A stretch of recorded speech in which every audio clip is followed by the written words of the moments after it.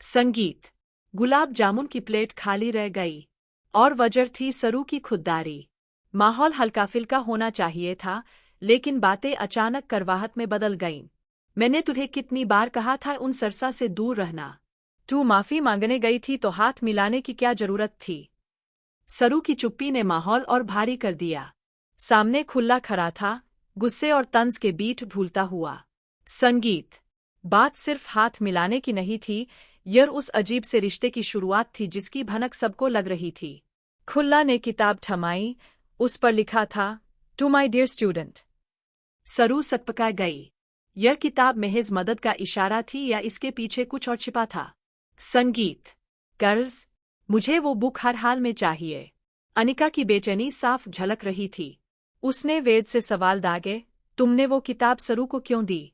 क्या तुम भूल गए, क्लास में सबके सामने उसने तुम्हें इंसल्ट किया था? वेद ने ठंडी सांस लेते हुए कहा, वो गलतफहमी थी, अनिका। और वैसे भी। सरू ने बाद में माफी मांग ली, लेकिन अनिका की आंखों में बेचैनी और शक बढ़ता ही गया। संगीत। इसके बाद खेल शुरू हुआ।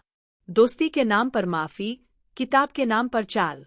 और सरू हर बार खुद को इन जालों से बचाने की कोशिश करती रही। गिरगिट हो तुम सब, बातें कुछ और, हरकते कुछ और। सरू का गुस्सा उसकी आंखों से टपक रहा था। लेकिन अनिका ने किताब के बदले पैसों की पेशकश कर दी। दे दे किताब, डबल कीमत दूंगी। सरू फन पड़ी, हर चीज की कीमत नहीं लगती अनिका। कभी इज्जत की कीमत लगाकर देख, शायद समझ आ जाए। संगीत। मामला यही खत्म नहीं हुआ। सरू को कॉलेज में सबके सामने नीचा दिखाने की साजिश रची गई। शंभू ने कुर्सी पर धक्का दिया, कपड़े फट गए और पूरी क्लास मजाक बना रही थी। वीडियो बनाओ, आवाजें गूंज रही थीं। लेकिन वेद ने आगे बढ़कर अपनी शर्ट सरू को थमा दी, इन्हें मेरी शर्ट पहनने दीजिए।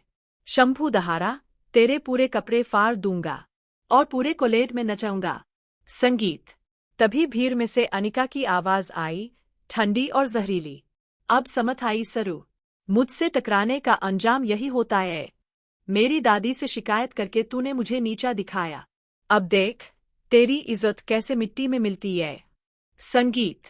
सरू की आंखों में आंसू थे, लेकिन उसके चेहरे पर डर नहीं, सख्ती थी। खेल अभी खत्म नहीं हुआ था।